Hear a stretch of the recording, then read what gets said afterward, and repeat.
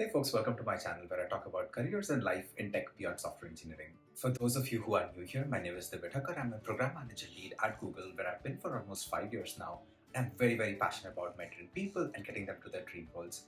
I've mentored dozens of people in the last few years, and through this channel I wish to do the same for you. So for this video I thought I'd do something different. I'll grab my favorite beverage, no doubts that it's coffee, and I'll talk to you about my own personal story because I felt like stories are so important for us to get to know a person beyond their usual professional world. And I also feel like stories make a career or a person really accessible. So that's what we're going to do today. We're going to talk about my story of how I got into Google and the set of random choices that I made without my own will that landed me up here in my dream job.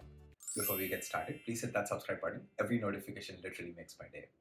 So these journey videos are kind of like a bit funny because you don't know where to really start, right? And I really don't have a script for this. So I was thinking, what's a good starting point? And I thought maybe telling you a bit about myself was a good starting point.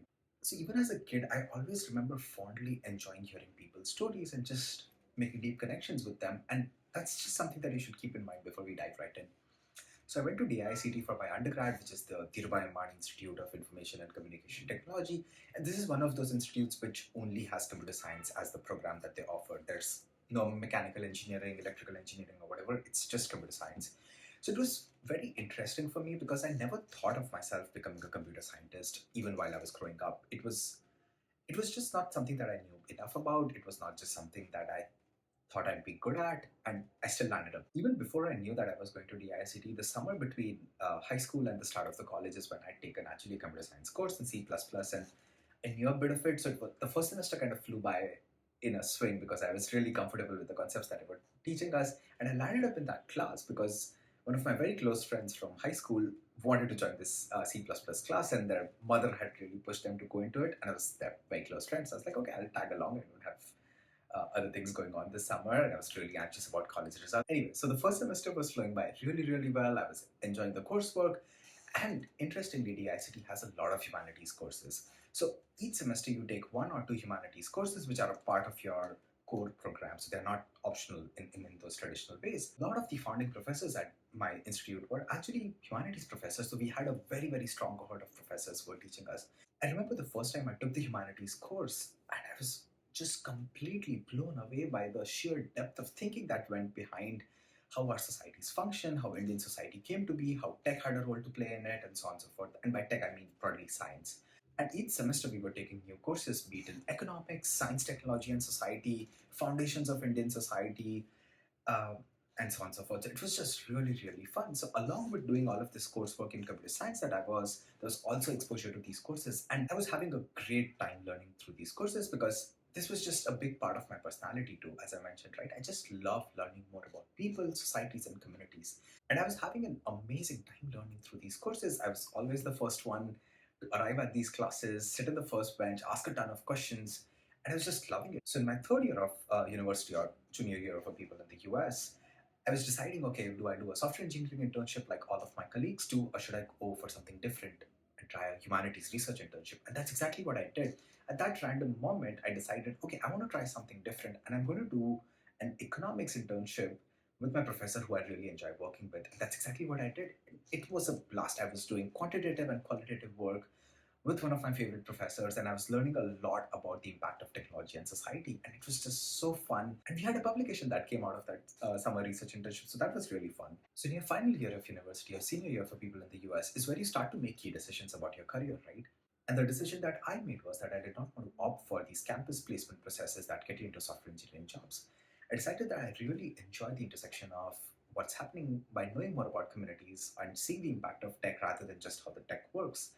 And I decided that I wanted to go for a graduate program. I did not know what my options were really because I was working with a professor who was doing the intersection of tech and society by being an economics professor. Maybe I thought economics is the way to do that. But still, a master's program in economics in India was not something that I was immediately attracted to. And I must admit, I was like, okay, why not do something safe and do an MBA program at a school that has a big economics focus? And that's exactly what I did. So I sat down for all these usual exams that you write to get into a B school or a graduate program in business in India. And I luckily cracked the Indian Institute of Foreign Trade, which was perfect because that was a school that had a lot of economics coursework. So I arrived in B school with the conviction that this is a place where I'm going to do so much coursework, I'm just going to enjoy everything about it. And that's a large part of what I did, but I also had a lot of fun. And I did a lot of coursework in both economics as well as marketing. And the first class of marketing that I was doing was with this fantastic professor.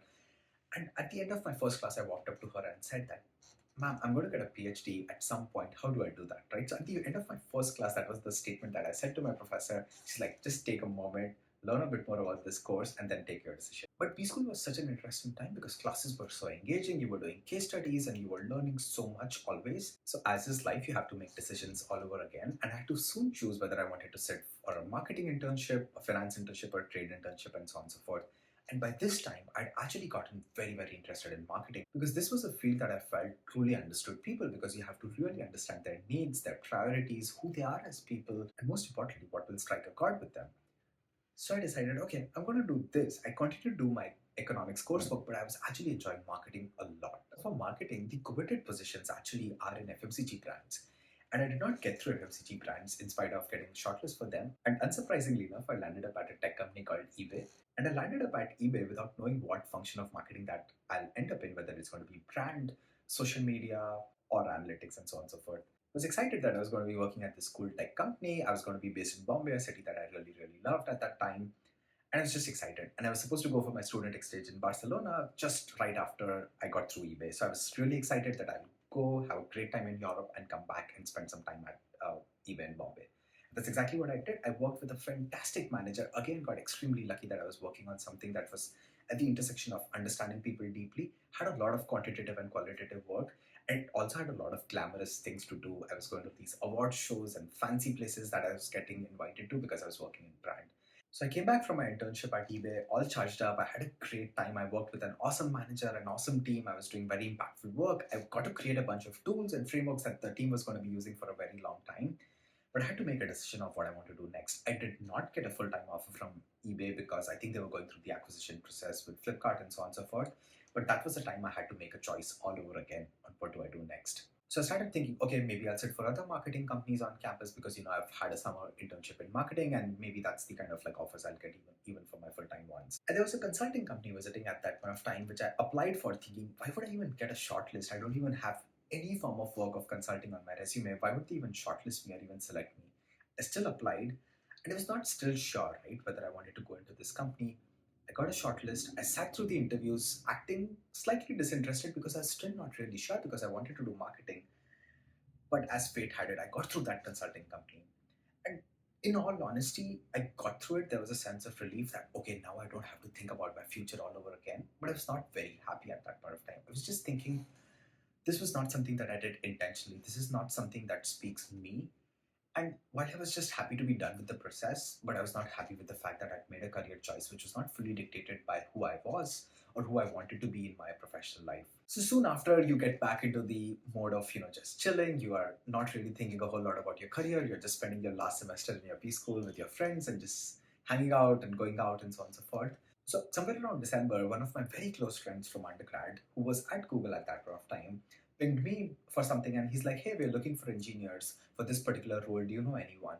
And just below that engineering position was a program coordinator position. I'm like, hey, how about this? Why are you not asking me about this? He's like, oh, I never thought you'd be interested. You have a fancy consulting job. I would even consider a contract position. And I really did not even understand what a contract position means. He tried to explain it, but I just did not get it because contract positions are not really well understood in India, I think. So I wrote to that manager, who's also been my manager since the last 5 years, and he's just fantastic. I wrote to him very passionately saying that, hey, I really care about education. I really want to work in your organization. How can we make it happen, and so on and so forth. And he did not reply for a week, I think. I think he was out of office or something. And eventually he did, okay, let's interview this week. And in the little time I had to prepare for the interview, I thought this team was another team that I knew of vaguely. And I just read everything about that team's work, which was not this work. And I was supposed to interview with them that same week. And I did. I was interviewing with them at the veranda below my hostel. And it was a very fun interview. We just spoke about problems, how we'd solve them, and just my approach to these things. And it was a wonderful interview. And I just really, really hoped it would work out. So I got an email from this manager a week after my interview saying that, hey, we're going to be considering you for this position. Can you interview with this colleague of mine?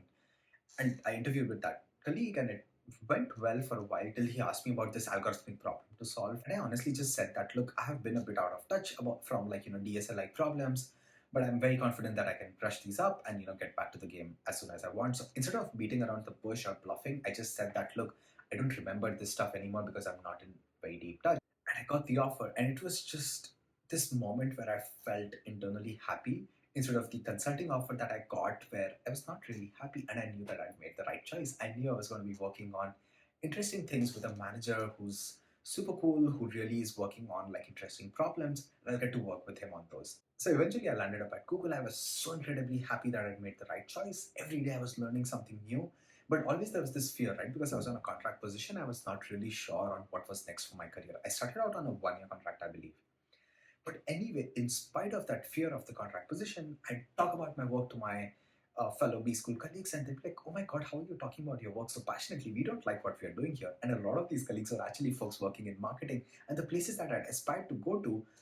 So it was a big validation for me that I made the right decision, and there were a lot of random decisions that got me here, and it was just so fulfilling.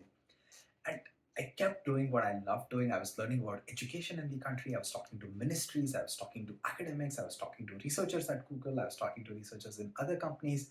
I was doing a whole bunch of interesting things. And it was really the time where I was learning every single day more about technology, more about people, more about research, more about researchers, more about the research life, and so on and so forth. And I just knew I'd made the right decision.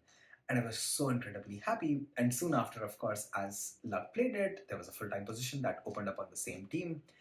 And I converted full time into that role. And I've been with this team, I've been with the company for the last 5 years. And it's been an incredible ride because every day of my work, I get to do something really cool, something really that enables science. And I think that's just so incredibly important to me, to my personal satisfaction. And I just love it. Along with doing, amazing program management work, I was getting to do my own research. I was getting mentorship from some of the top researchers in the field. I was publishing at top venues like Kai because of the mentorship that I got from such people. Apart from luck, there was also a lot of privilege involved, right? Because I was making that choice actively to not take up a full-time consultant position, which, mind you, a lot of my colleagues criticized me for. And I was taking up this contract position at Google, which I knew nothing about. So there's a lot of privilege that I had, that I could take those kind of risks in life. I remember when I was taking that decision, instead of consulting tens of people, I made that decision myself that I'm going to do this. And the only thing that I thought to myself was that I'm too young to not take a risk. And if you notice a common thread, it's the same one that we started with, which is my interest in people, in getting to know them, in getting to know how science interacts with communities, in understanding how technology interacts with societies. And that's a stream of work that I've done throughout my life, be it in my undergrad, be it in my grad school, or be it where I am today. And I just feel like I'm so lucky and privileged that I get to do this on a daily basis, getting to be at the forefront of science and breakthroughs and very, very cool work every day, and just getting to work with some amazing people. And I hope through this channel we get to do more of this even for you. If you enjoyed that, please like this video and subscribe to my channel. And I'd be very, very curious to learn about your journeys of how you got into tech. So please leave a comment below with your own personal story. I'd love to hear more about that.